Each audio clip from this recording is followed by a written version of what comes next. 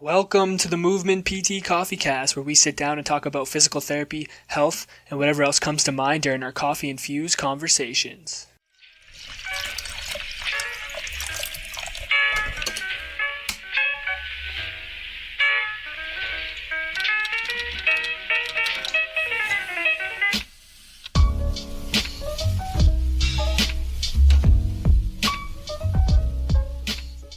What's going on, guys? Welcome back to the Movement PT Coffee Cast. My name's Dalton, and with me, as always, is my beautifully bearded friend, William. William, how are we doing today?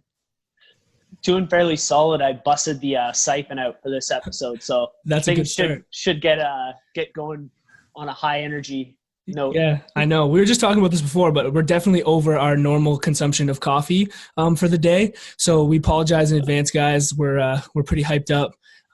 We're also hyped up about our guest today, which I'm going to bring in right away. We're not going to waste any time. So today on the PT Coffee Cast, we have Molly Parker, who's a physiotherapist out of the Washington State area. She's very active on Instagram and specifically in the realm of concussion. She also has a pretty amazing story herself that I'm sure we'll get into today on the podcast. But Molly, welcome to the show. Hey, thanks for having me. How are you doing today? I'm doing good. Yeah. I know that you said that you got hit with a little bit of snow up there. Yes, big time. We got big, just dumped on in the last week or two. So the skiers are happy, but in town it's a little bit of a mess. So. Oh, man. Staying inside. That's the worst. That's like when it gets snowy, I don't want to go anywhere. I just want to chill. I don't want to drive. I don't trust anyone else driving around. Yeah. But let's dive into it. Let's just start off. Maybe give a little bit of background about yourself, like who you are and maybe where you are currently. And then we'll dive into a little bit more of your story and stuff as we go along. Sure. So my name is Molly Parker. I'm a physiotherapist. I'm in Washington State now. When I was practicing, I was in the Southern California area. So out of school, I got really lucky and I started at a small little ortho clinic. And we had, 40 hours per patient, had great mentorship. And we saw a lot of like the orthopedic stuff, the standard stuff. We saw a lot of surfers with the area that we were in, but we also got all like the chronic pain, the sensitive nervous systems, autoimmunes, kind of like the weirdo folks that didn't fit into a specific box. So that's kind of how I learned to treat right out of school, was like a real multi-system approach. What's the nervous system doing? We did a lot of collaborative care with other professionals in town, especially for the autoimmune. So that was I was kind of in my dream job. It was like everything I'd worked for. And I got into an accident. And that kind of leads me where I am today. Yeah. Before we get into your story, I just want to comment. Did you find that like working in that environment right off the bat was like very helpful for you in terms of like seeing for sure that different population and like maybe the stuff that you wouldn't normally see? It was because it was a totally different way of thinking. And I think when you see like those multi-system type cases and like kind of the more odd type cases, it's a totally different like thought process and critical thinking process. And you're bringing in components of chronic pain along with like what's their diet doing it's kind of a whole systems approach. And my boss at the time was just like so far ahead of everyone else. And she was a really, really great teacher and really generous with her time. So I just learned like a ton from her right off the bat. And I wasn't total, like all my friends were seeing, like 20 patients a day and they're just getting slammed and they're spending Saturdays doing paperwork. And I had 40 minutes one-on-one. We did rounds every week. We popped in and out of each other's treatment sessions for ideas. It was just exactly how I felt PT should be practiced. It was awesome. Sounds very collaborative. Super good. It was just a cool environment. Like it was a fun little clinic. Yeah.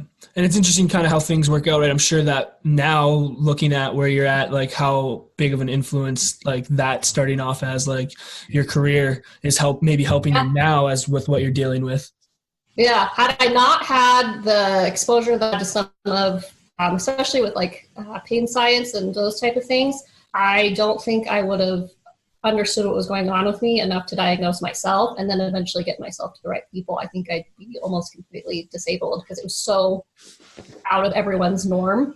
that it was really that kind of background that helped me a lot in my own recovery.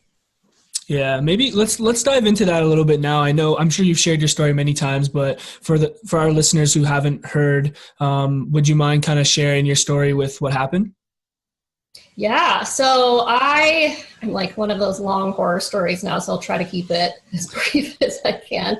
But I was, out with a group of friends, and we were on a crowded street corner. We'd gone like dinner and dancing, and we were leaving, and I was walking with a friend, and I saw a cab driver kind of come up on the curb and thinking it would stop. And as soon as I realized he wasn't, I'd started to turn to run, but wasn't quite fast enough. So he hit me and I think like 15 to 20 other people. It was just a really, really crowded area. And I remember at the time, impacting on my head and getting off the hood of the car and thinking to myself, okay, that wasn't as bad as I thought it was going to be. And then there was a woman who was pinned between the building and the car. So we stopped and helped her, felt fine, felt lucky. One of my girlfriends found me after the paramedics came, and she'd broken her nose. So we went to the bathroom, and then she said I looked at her and asked if something bad had happened, and I just didn't know really where I was or what had just happened, or I didn't really remember past dinner. So they made me go to the emergency room, as they should have, and I was pissed because I'm like, I have all these student loans. It's going to be super expensive. But went, got a CT scan, totally fine. X-rayed my legs, which were really bruised, fine. And I felt really lucky. So I took, I think, a day off work, and then went back in thinking, well, now this will be a great opportunity to train my deep neck flexors. Because in school, I was the example for the terrible ones. And after about 2 weeks, I started to feel better for a week. And then I just just fell into this post-concussion sequelae really rapidly. So I had severe headaches, very dizzy, very foggy. I was really cognitively compromised, although I didn't realize it at the time.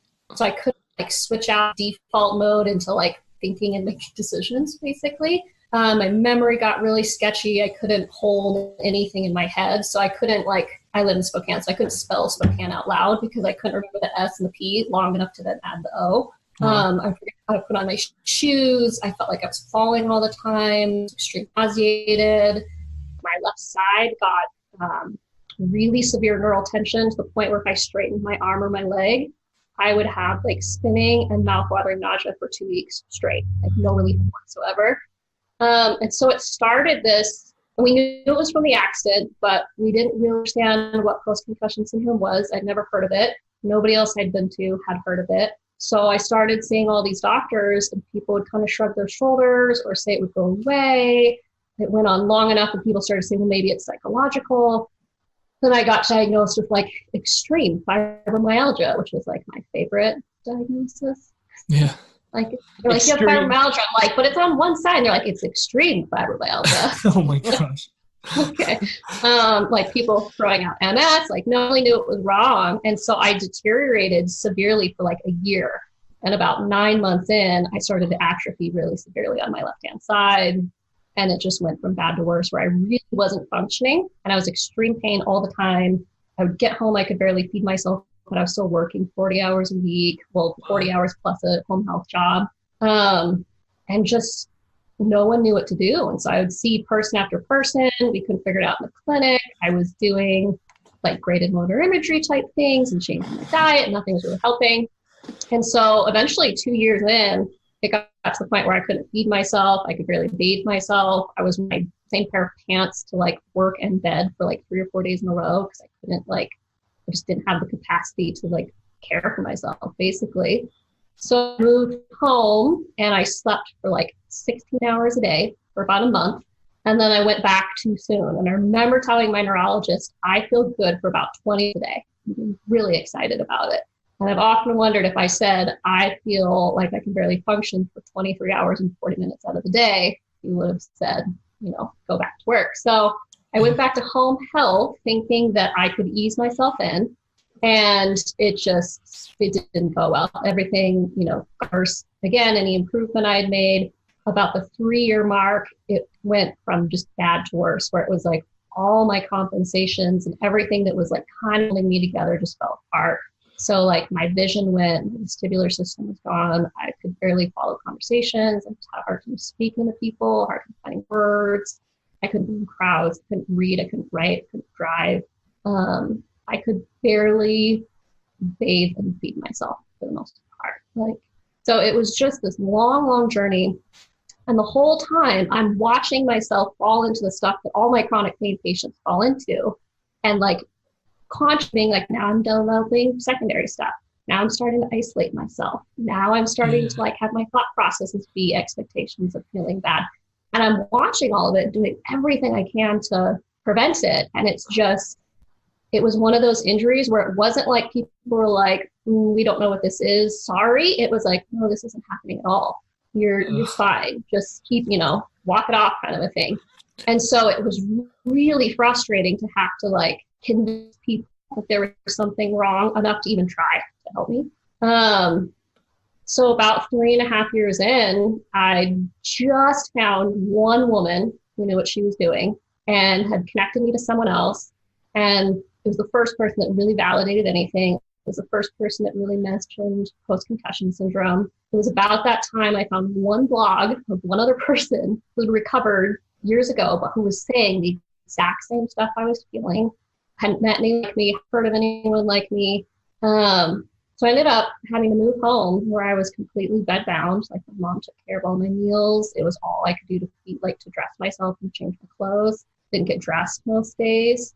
And then we started, going to different healthcare providers. So about 4 years in, we started to get to people that knew what they were doing. And we started to get to people that were like, I've seen that before and I can help with this piece. And by the time we got there, it was every system and every part of my brain that could go wrong did. Like at that point, I had severe vision issues, severe vestibular problems. I had cerebellar involvement. I had a very involved sensory motor disorder.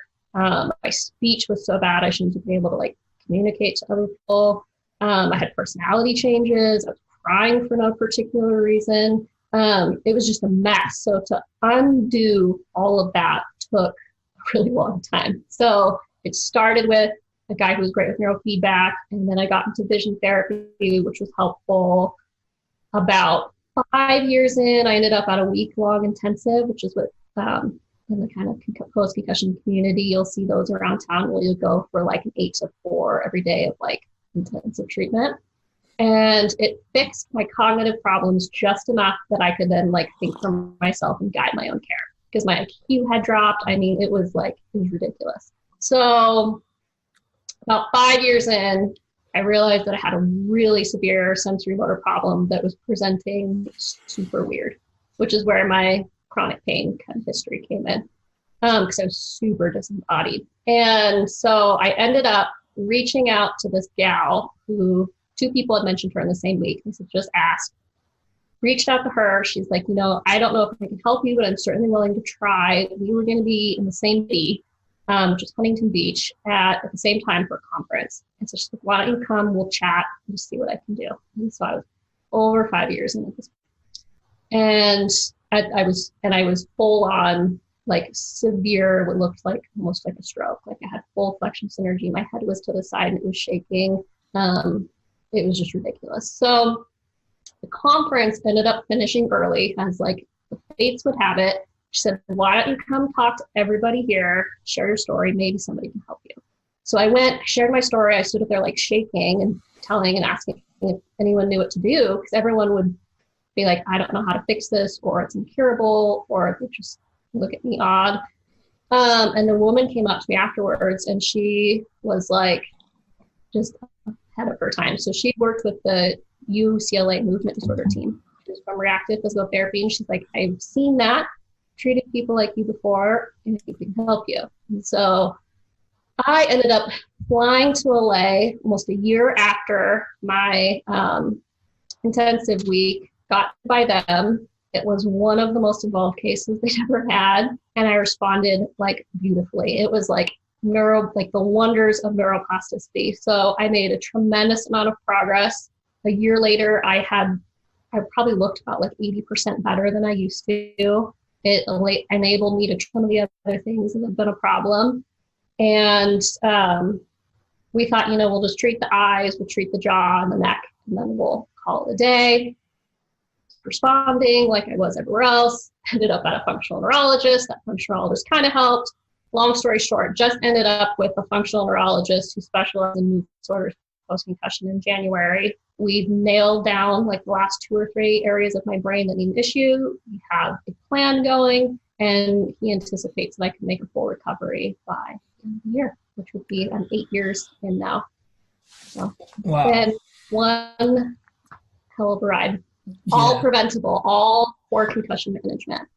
Well, and I feel like that's the thing is like right from the beginning is where we're kind of having this problem, like, and I found for me, because I had a concussion when I was playing baseball, and what I can kind of remember from the experience is that my cognitive skills were significantly depleted in my decision making, and so you really do need to rely on other people to kind of be like, hey, listen, you think it's the 3rd inning, it's the 1st inning. We probably need to take you out and direct you to somebody who can help you. Yes, totally. And I wonder who's that person we should be getting people to see. I think there's several people that can act as a first line of defense, and should all be knowledgeable and so don't slip through the cracks. But for sports, there should be an athletic trainer that should be proper, and a real athletic trainer, not, stand-in. And then a primary doctor, a neurologist. I think honestly, I'm obviously partial, but I think PTs are a great first, intro for these people. But all those people should be able to identify signs and symptoms, able to do an evaluation, and then properly guide what should be, a week or 2 of symptoms and then a month max before full recovery. Because if we manage them properly from the get-go, they actually do quite well. And people like me and a lot of people that I've met now, it really truly is poor concussion management and not understanding what to do from the beginning. Yeah. Before we jump out, I do want to talk about that. And I know you put a post out on your Instagram page talking about, it was like a little flow chart, and it kind of showed like the initial injury and then phase 1 and phase 2, and then kind of how you go to the recovery stage. Like I want to dive into that, but something I really wanted to ask you about, I think you sit in an interesting position being someone who's been through the healthcare system and kind of bounced around from places to places and not getting answers.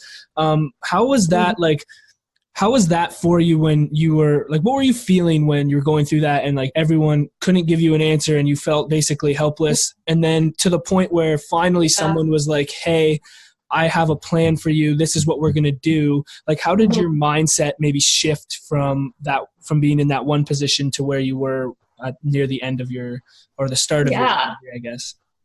That's a good question, because I think particularly since there's a lot of healthcare providers on here, when you get folks that are like super far out, they're months out or they're years out, it was like you felt like you were going crazy. It was like standing there with like your arm falling off and people being like, no, it's not. Like it was just maddening to get people to acknowledge its existence at all. Or to people to hear what you were saying. You'd say, I'm fatigued. And they would say, oh, you're just getting older. I'm like, well, I'm 6 months older than I just was. I'm pretty sure. Yeah. So it's just, I think it was there was a lot of people where you were blatantly saying it and they just couldn't hear it for whatever reason. And that was like absolutely maddening. And then it was a lot of character insinuations. And it was also very frustrating to feel like I'd worked since I was 12 and I've been in sports and school forever. I just finished a doctorate. I was working 2 jobs. I've been active forever and ever. And for all of a sudden, none of that to matter. It was like, if I wasn't doing things, it was because I didn't want to, or I was lazy, or I wasn't trying. And it was just like, have you met me? And so it was really, really very frustrating. And then once you get to someone who, as you're explaining it and they're nodding their head like, yeah, I've heard that before. That alone is therapeutic. So like validating your patient's symptom profile, like from the get-go, just takes so much off their shoulders, knowing that they're heard and they don't have to fight and convince you, and that they can actually then take the role of, okay, I'm going to recover and here's, how I go, rather than feeling like you have to convince people along the way. I felt like I couldn't be positive and get help. And it was really frustrating. Yeah, I think a big part too is like, I'm sure some people just didn't know what was going on with you because they've never seen something like that before. But I think what's important, I think what's important with that is that they still validate what's happening because it's happening. You know what I mean? So like, if you don't know, it's on the healthcare professional to be, you know, self-aware enough to say, like, I don't know, I'm going to refer you out to someone who may know, but that doesn't mean they can't not validate what was happening. So I think that's a really important thing. Exactly. And there was not that many people that did that. I was really surprised. So I've seen probably 80 healthcare providers. I would say 40 couldn't hear that there was a problem at all and were like dismissive or it's psychological, or if I can't figure it out, it must be you. And then there was like maybe 20 in there who they heard you and they believed you. They just didn't know what to do. And that's all you can really ask of anyone. You know, if they didn't know, they'd say, I don't know. They were trying their best. They believed you. And then there was like those last 20 who believed you, but also knew how to help, that were the game changers. But it was the first 40 that I almost found like mildly traumatizing, because it was like, I mean, it was years and I was losing like my job and then like my apartment. And then I was like, couldn't be in relationships anymore. And then I was watching my friends get married, and I was watching my friends have kids, and I couldn't even hold my niece and nephew. And it was just, wow, people are like, just, I don't know. It was like talking to a wall.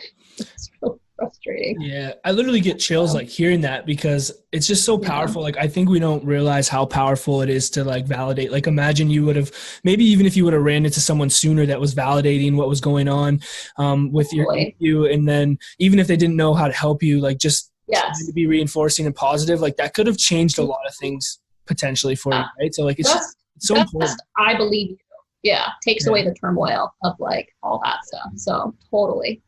And I feel like we can make a lot of a difference if we just stop having the temptation to just give somebody a label, you know, because so many times, like, we've only been practicing for a short period of time, and you already see it where you get these people and they're like, yeah, I've been told I have fibromyalgia, you know, and you're already setting the expectation that this is something that you're not going to move forward from it.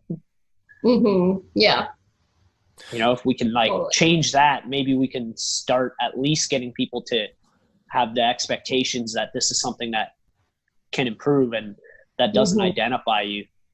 Totally. And I would often think, what if I wasn't a PT, and what if I didn't know that this was a functional problem? And what if I thought that if I'd seen one PT and they couldn't help, that was all that could be done? Because I kept trying. And so I'll meet people now that are years out. They saw like a neurologist month 1 who told them to lay on their couch and not do anything, and they're still there. And like, you know, it's just crazy that people really don't understand that there's so much more to injuries in general than medication and rest. And then there's especially to functional injuries, like a concussion is just a functional injury. It is like in the PT's wheelhouse.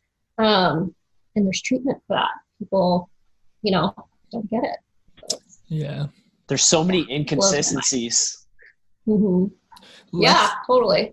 Let's dive into the concussion side of things now. I think it's a good way to transition into it. Like, maybe you can just start off and kind of, we can even use that flow chart that you kind of used as a way to guide us through it, like where you're talking about like initial injury, and then we can kind of go through those phases, and then maybe talk about that ending part of like whether you go into recovery or whether you're going to like that post-concussion syndrome and all of that.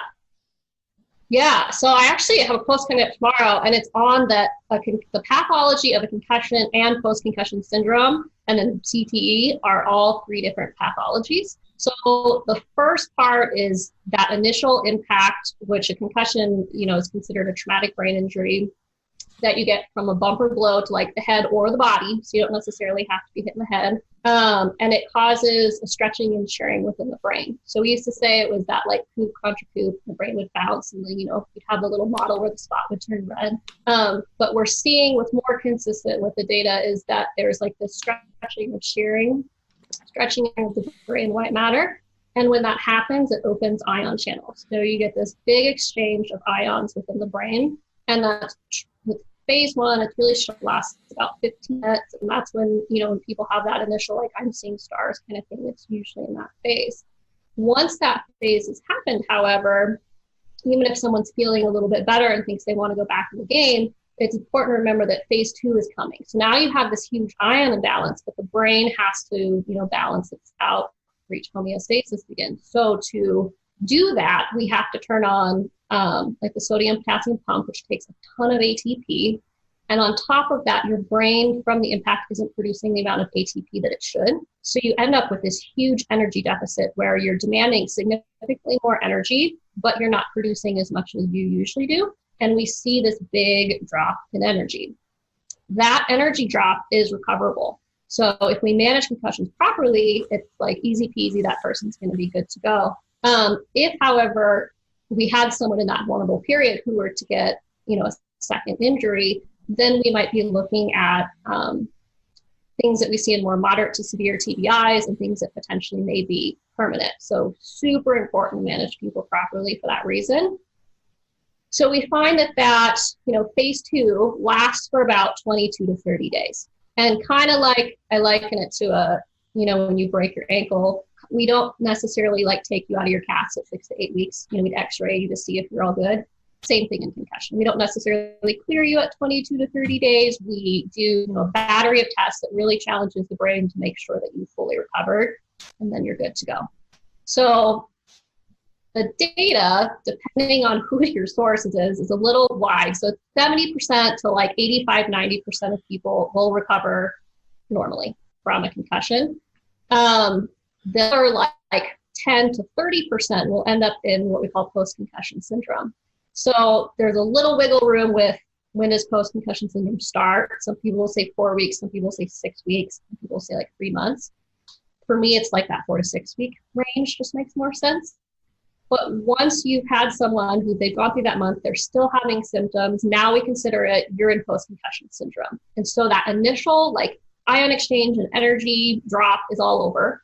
But now you're having problems that fall into either a cervicogenic category, so your neck, vestibular ocular category, so like your eyes, your vestibular system, or physiologic, so where we're looking at blood flow or inflammation, kind of things like that.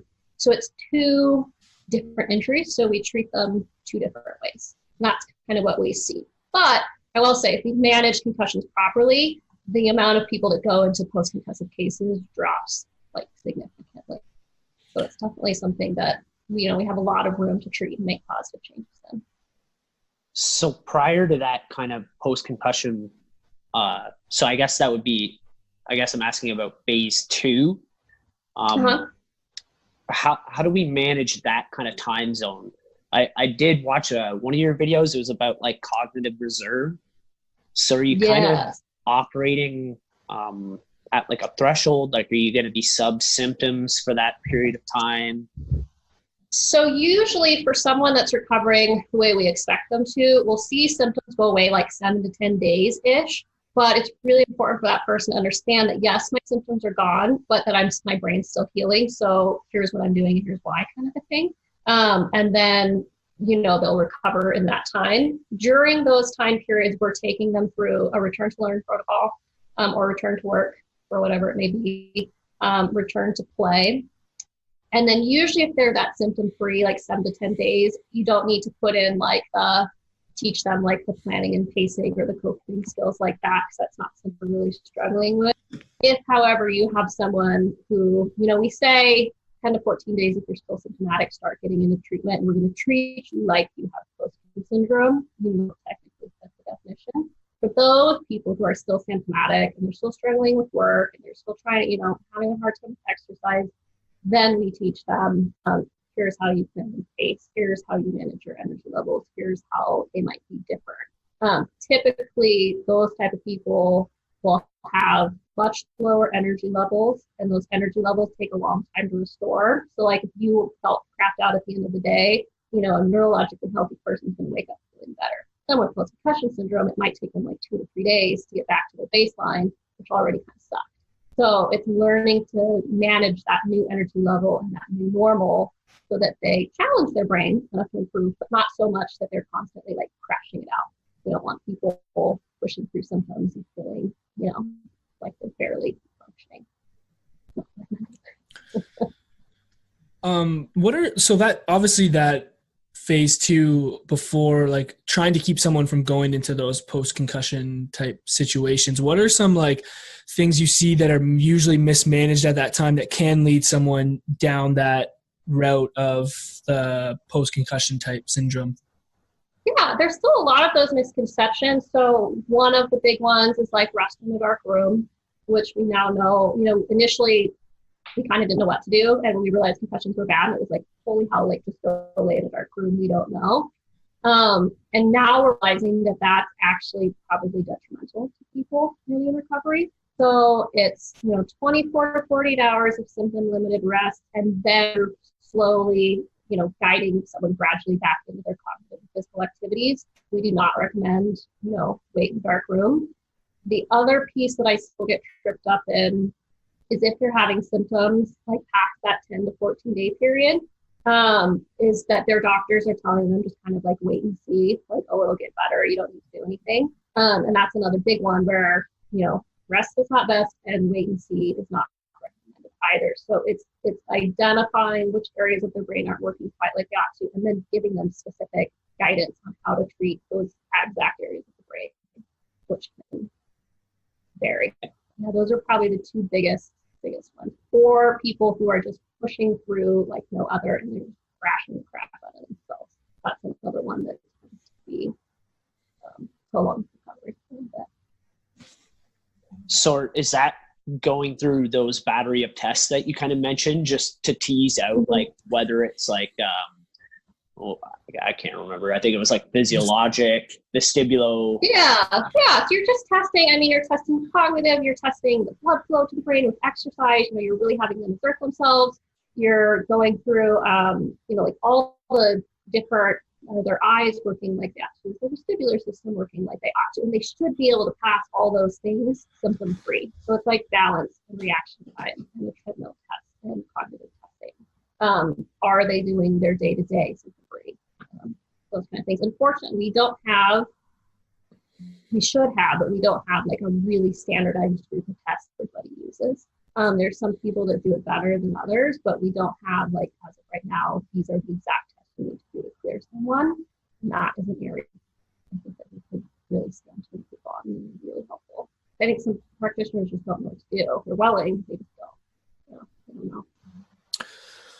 So what are some signs and symptoms maybe people should be aware of, or maybe family members should be aware of that they're seeing in people that might be showing that they're going into like that post-concussion syndrome situation? Yeah, so the symptoms that they felt initially during the concussion that should be gone will persist. And what we find is that just like, a knee or a back injury, there's not one type of concussion. So when we're starting to get someone falling into post-concussion, we match them to their healthcare care that they should see base symptoms and helping them to understand that there's not just one type of concussion. So they'll tend to fall in like 1 to 6 to 7 trajectories. So it'd be like cervicogenic, so they might have like dizziness coming from their neck, headaches, neck pain, loss of proprioception, things like that. They might be falling into a vestibular category where it's that dizziness, trouble turning their head, unsteadiness of gait, those sorts of things. Vision, I think, is often missed because some people will get like double vision or floaters and where we know it's vision. But more often than not, what we tell people is vision is more 20/20. So we're not necessarily looking at with a concussion, like, can you see? Like, do you have visual acuity? It's more like, are you processing what you see? And are your eyes working together like they ought to? So folks that are falling into that category will start to feel like they have a hard time reading. They have a hard time driving. They have a hard time walking through crowds. They'll like overwhelmed, or they'll want to like curl up into a little ball. They might have light sensitivity, like those type of issues tend to, or words might bounce on the page. Those type of things is what we'll do with that one.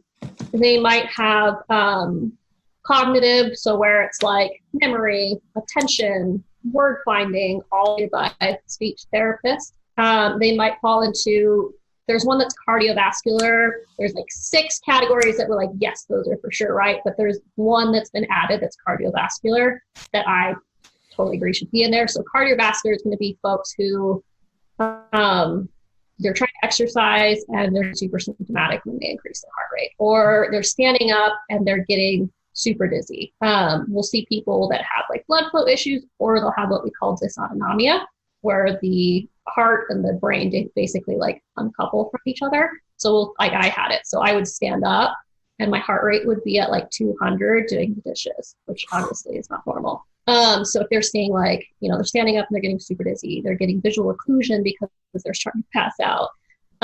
They're getting super symptomatic when they're upright and they take their heart rate really high. Those kind of things are cardiovascular. And then headache is another one. So headache is a really common post-concussion trajectory, which is for most people, one of the most obvious symptoms. If they still have a headache, they get in. And then the last one would be mood. So if their family member is normally really happy and they're crying for no particular reason, or they're really irritable, or like rage can happen, or they're feeling very apathetic, which is different than depression. People will say like, they just don't have the drive to do things. And it might be depression, but it also might be apathy, which is like this general indifference. Like you just don't feel anything whatsoever.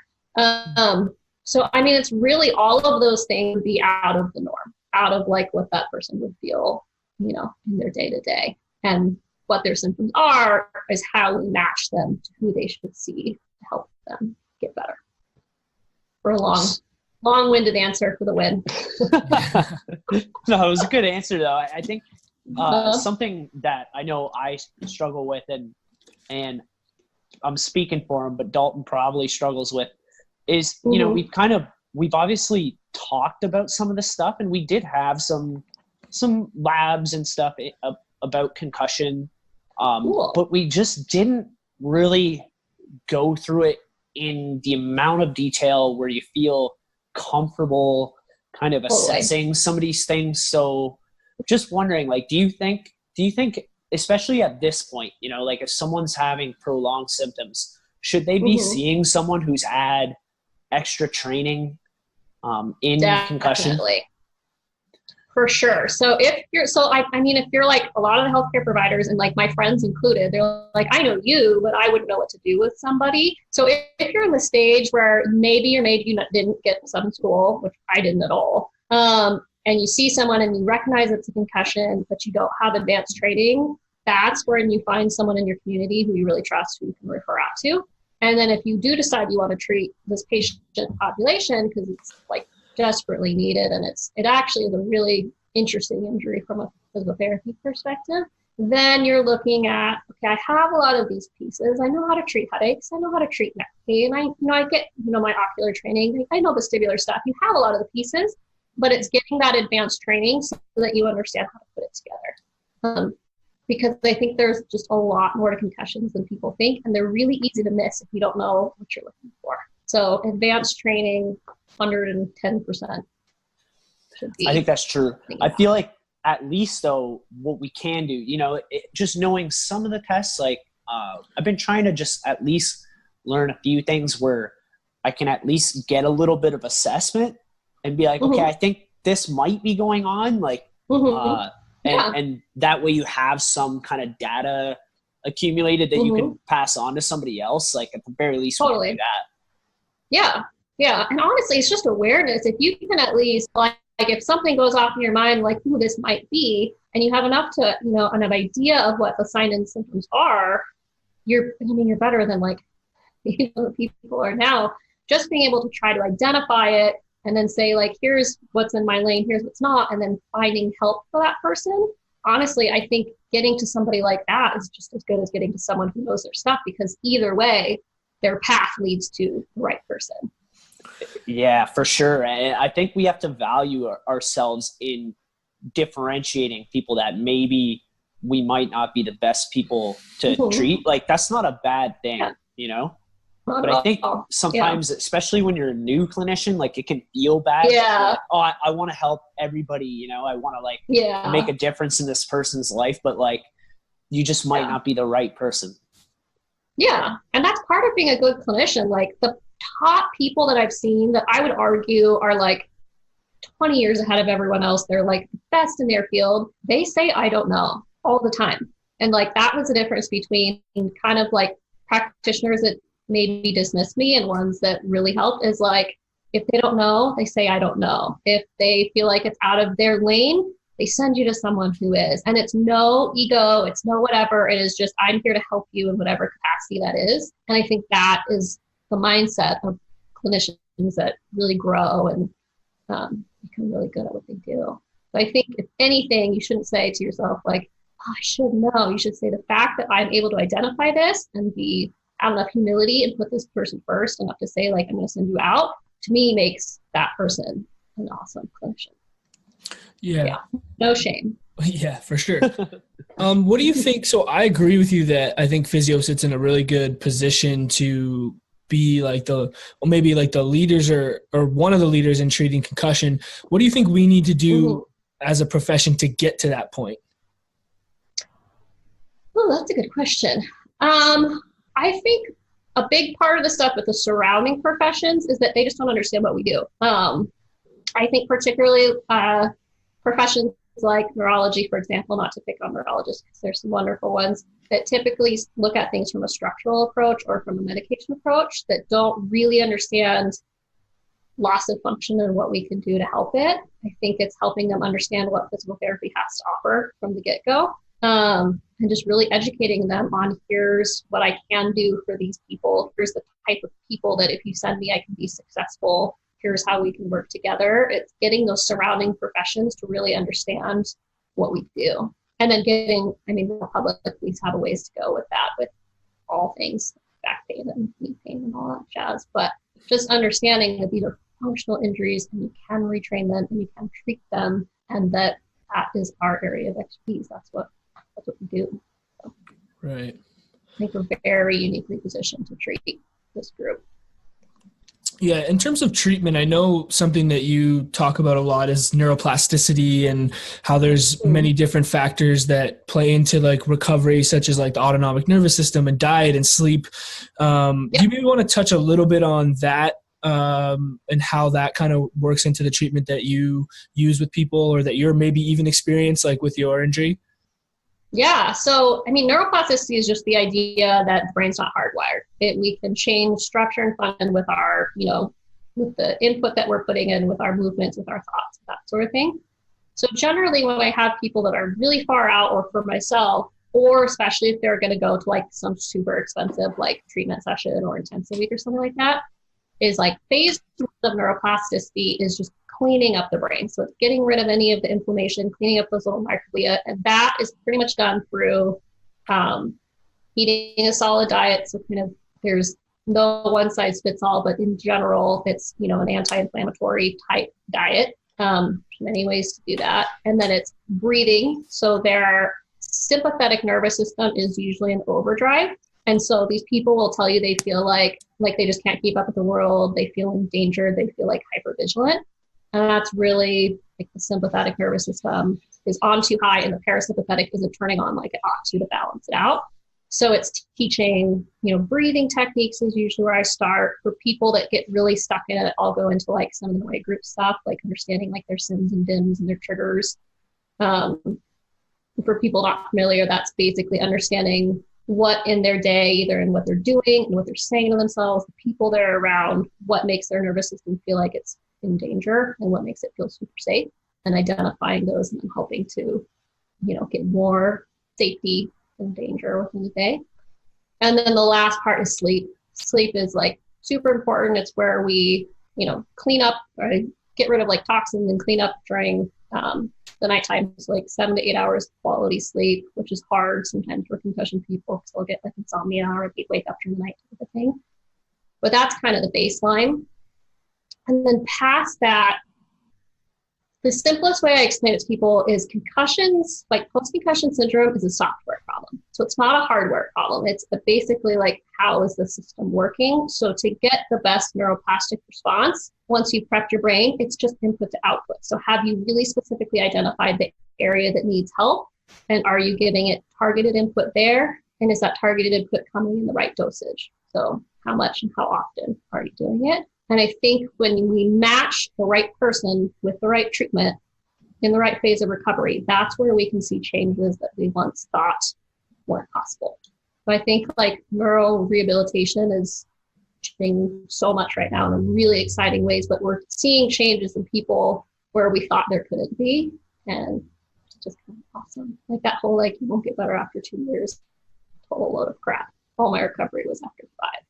With people told me like post-concussion doesn't get better after 2 years. And then people told me like the sensory motor disorder is most closely related to like dystonia. So dystonia doesn't get better after 2 years, using air quotes for people listening. And all my recovery in that has been 6 years and beyond. So it's just understanding there is no time cap. And with the right input, we can make significant change.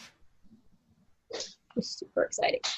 Yeah, that neuroplasticity stuff is really interesting, you know, and you see it in so many different areas where it's sort of that whole like neurons that fire together, wire together idea. And yeah, you actually have to identify like what's being strengthened, you know, and you have to strengthen the right networks, right? Like we've been kind of talking about that too, just like noticing people who are maybe they're gritting their teeth or they're kind of like gearing up when they do something, you know, so I find that super interesting.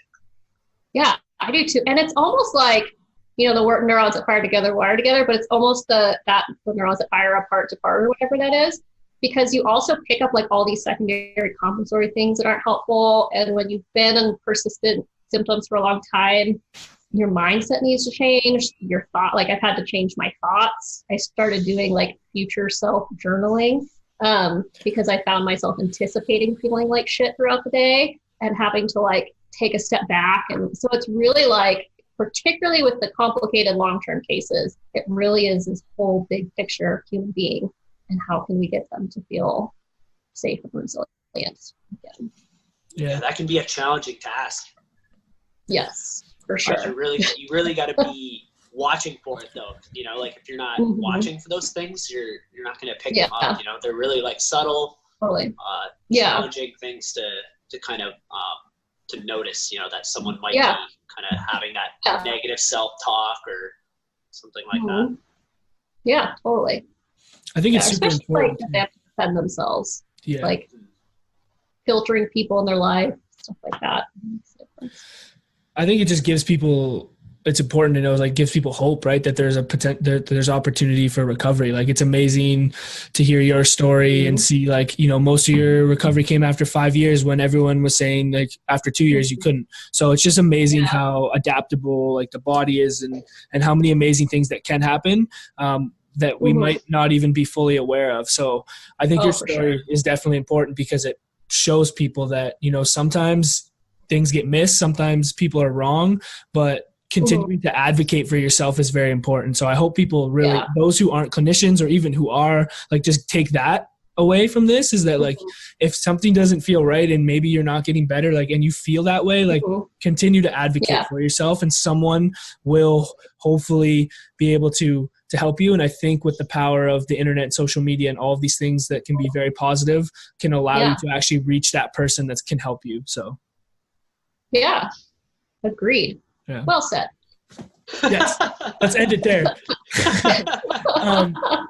No, I think this has been awesome, Molly. So I want you just to leave where people can find more about you with your Instagram and your website. And I know you got a lot of other good things going on. So you can just let them know where they can find you.